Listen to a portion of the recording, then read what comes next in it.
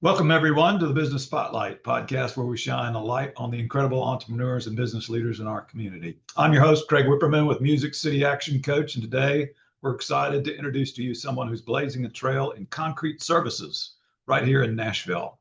Our guest today is Elijah Skelton, owner of Skelton Concrete. We'll dive into Elijah's background, explore the challenges he's faced, and the successes he's celebrated. Whether you're a fellow entrepreneur, an aspiring business owner, or someone who simply loves to support local businesses, this conversation is sure to inspire and inform. So without further ado, let's welcome Elijah to the show. Elijah, how you doing today? I'm good. Great. Well, share with us a little bit about Elijah and how did Elijah come to own a concrete services business? Okay, so basically, I was attending MTSU for concrete construction management, and I was, bouncing around just some little jobs while I was in school, and I actually saw a guy on the side of the road, and he had a flat, and I helped him change it out, and he offered me a job. He had a concrete company. So that's how I first started actually pouring concrete. And it's really hard work, but I kind of fell in love with it there. And then yeah, after I graduated, I was working at another job, and I decided to go out on my own. Wow. And so you started with, now tell me again, there was a gentleman who you helped on he had some car trouble. Is that right? Did I Yeah. hear that right? Yes. And so he owned a concrete company and did he hire you on the spot? Yeah, he did. He said start Monday. So How long ago was that?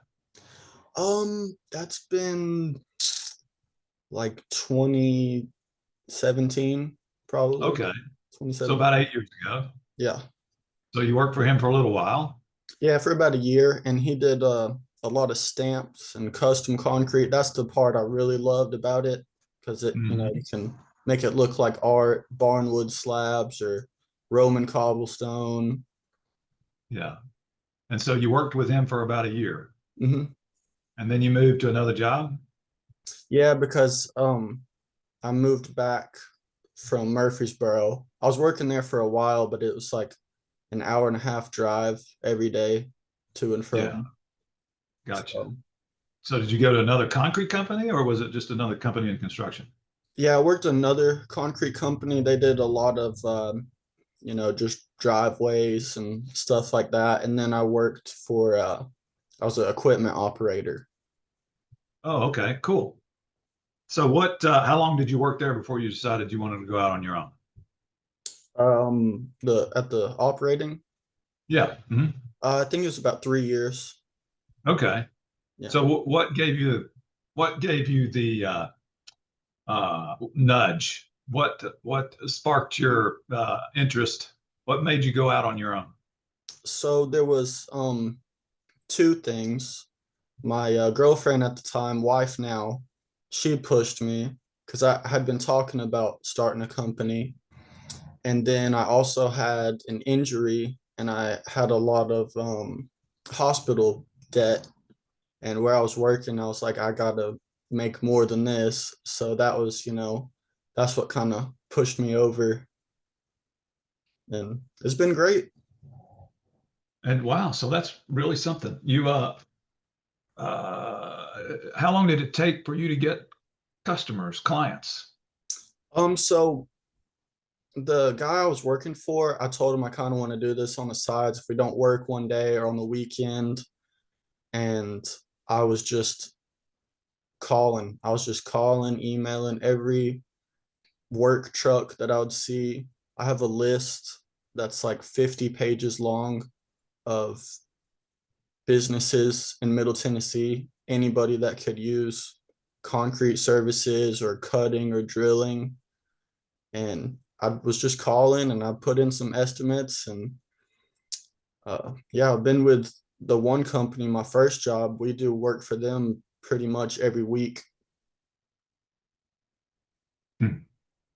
And so you came out of the gate then with it, leads and business from the work that you were doing while you were still employed with the previous owner or Yep. with your employer. That's pretty cool. And so, what have you learned? So I'm sorry, Elijah, let me ask you, how long have you been on your own? 3 years. 3 years. Okay. Um, and let's see, what, how are things going now? How's the Oh, business? yeah, it's going great now. We're trying to just save money and steadily grow and get more equipment and just kind of taking it a week at a time. I see. And so, who is your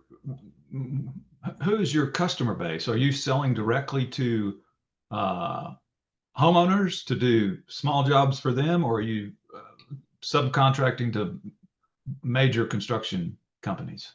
So we do probably 80% commercial. So I have connections with a bunch of different GCs that just call me, either tell me to come do the job or get them a price on the job. And then 20%, I guess people find me on Google and stuff, and I got Facebook. They Mhm. I just go bid those jobs, sidewalks or driveways, but we mainly do commercial cutting and core drilling and pourbacks. I see. So, what's your vision for your business, Elijah? What Um, is it you want to do with it? Eventually, I would love to have different divisions, a grinding and polishing division, a pouring division, and then a cutting core drilling division, and custom concrete like countertop, stamped concrete. That's kind of the end goal, and it might take 10 years or more, but that's what eventually I'd like to be. Okay. And then that's pretty awesome. Have you planned out each one of those years what your major objective would be to achieve that? I'm working on that. I don't have a plan set in stone, but Hmm. I've been fortunate enough that I've been good at saving, so I haven't had to actually finance something. But right now, I'm saving to hire, an experienced concrete finisher and someone that can do everything. I don't have to train and pay them well. And Hmm. So, have you had any luck? Have you been looking around for a finisher? I have not right now. I hired my little brother for the summer, Hmm. and he's gonna go back to UT in August. So I'll either start looking then or just keep doing jobs. It slows down in the winter. Of course, a lot of people don't pour concrete in the winter. I Hmm. don't if it's less than 45 degrees outside, but definitely slows down a little bit. Yeah, I would think so. What have you learned in your 3 years as a business owner? Um, what have I learned? I mean, all sorts of things. I really didn't know about, you know, the insurance requirements. We've had some issues with that. Um, and I hired a CPA. She's awesome and takes care of a lot of stuff and any questions I have. Um, just learning how to bid the jobs and really read the plans, because in this industry it's kind of hard to read the plans because it doesn't specify. We do a lot of like tenant build outs where they are cutting trenches for new plumbing or underground electric or something, and it doesn't really say on the plans the width of the trench, the existing concrete depth, so it's kind of hard to bid those. But Hmm. So you got to be good at it then. right? You got to have some experience if the Hmm. plans are not that clear, I guess, right? Yep. So that, I'm sure that makes it a challenge. Um, so tell me, well, you're 3 years into this. Mhm. Is there anything you would do differently? Let's see. Different. Um, Pretty much the only thing I would do is kind of finance better equipment Hmm. from the beginning instead of just buying, used equipment or, cheaper brands. Or also like my work truck, it's a '06 model with 300,000 miles on it, and you know I had to plan accordingly to work on it. I've put a lot of work into the truck. It's a really good truck, but I probably would have just bought a brand new one. So that was one less thing I didn't have to, work on. Come back home after pouring concrete all day and then get all oily fixing the truck. Yeah, yeah, yeah. Well, the good thing is, it sounds like you're not in any debt, Nope. right? Fortunately, no. Yeah. And that's how you pay for it is by fixing old equipment, I guess, huh? Yeah. Well, that's not a bad spot to be in. Um, what's the biggest challenge that you're facing right now? Um, I guess competition, there's a lot of people that do concrete. So it's pretty competitive, but that's why a lot of times I think we get jobs just because in my estimate it's like very detailed and shows every last thing we're going to do, whether it's to a client or to a contractor. And I read all the plans, all the specs, and say, it's got to have rebar dowels, number 4 dowels every 2 foot, and epoxy. I make sure they know that I am familiar with the plans. So Yeah, great. So you believe that's given you a leg up then with your I win, do. yeah, But allowing at you the to same win. time, it's so competitive.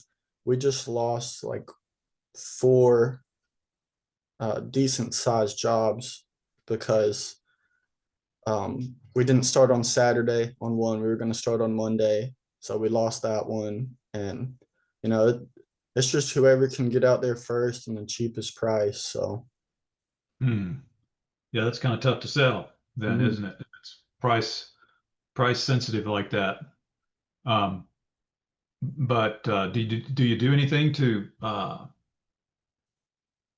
market that? Market your detail? Promote yourself as kind of like different from your competition? I'm not sure how I would market that. I mean, do you know? Yeah, there might be some ways. It depends on who your target market is, Mhm. and where they hang out and what they do. I mean, and then the people that you've done business with before, do you get a lot of repeat business? Yeah. Yeah. We get a lot of contractors that call us say, hey, can you core drill this, by next Thursday? And, we'll put it in the schedule, go core drill it. And I have a lot of, probably a good handful of GCs that don't ask a price. They just say, come out and do it. And Hmm. then I just send an invoice. That's pretty cool that you get that kind of relationship. Mhm. Um, yeah, so leveraging those clients that you have and having them, provide testimonials. That's one way of doing it. There's several ways of doing it. Getting your name out there and establishing yourself as a high quality service provider so that you're not competing so much on price. Mhm. So do you keep track of all the bids you lose and find out why it is you lost them? Um, no, not necessarily. The contractors that I talked to, they pretty much tell me that, this guy could get to it sooner, or this guy's, this much less. And um, as far as the ones I bid for companies that I have not worked with, they just don't respond. So I know something happened, but Yeah.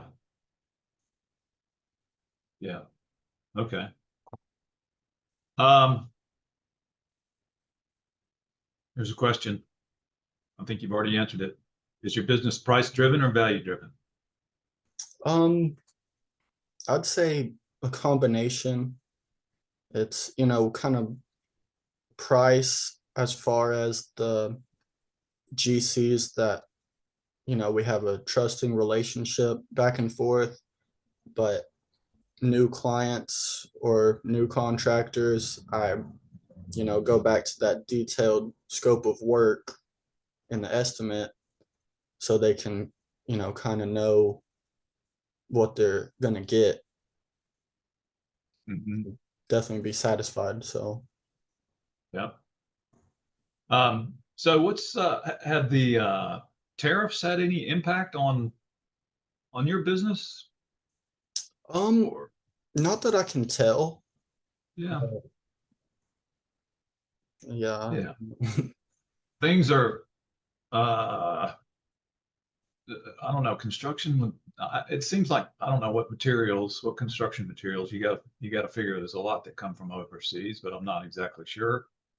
It doesn't seem like that has been rattled so much by the tariffs. Um,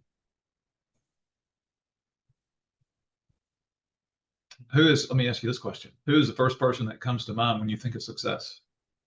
Okay.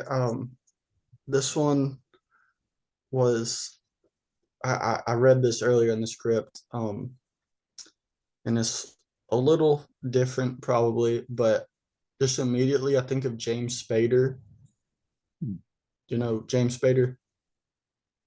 James, how do you spell his last name? Spader. No, I have not heard of him. So he's just an actor, but he's intelligent and particular, but Hmm. he's also calm.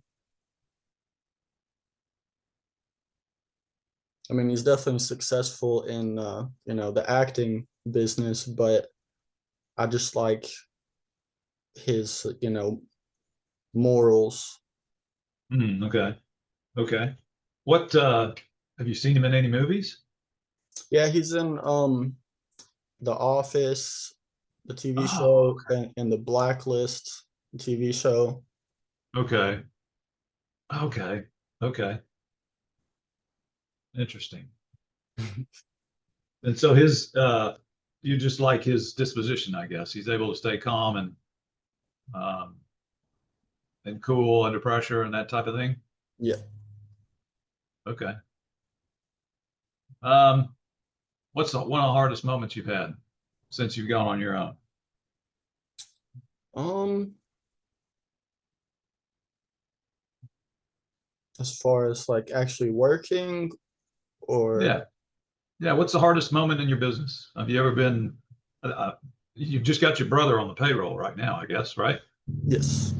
Yeah. So you haven't had to worry about not being able to make payroll, but um, do you lose a big contract that you were expecting to win? I mean, Or yeah, but I never get upset over that. I mean, you can't win them all. So, yeah, but I mean, I don't know, probably the heat. That's the worst thing, being out in the heat. yeah, you gotta really be careful. What things do you do? What do you do to manage the heat? Well, see, it's kind of hard. Like we were pouring some concrete a couple weeks ago, and you can't really take a break or else the concrete will set up, especially the sun beaming on it and no wind. It's just setting up quick. So I had to finish it, or else, I would lose a lot of money ripping it out and pouring it back.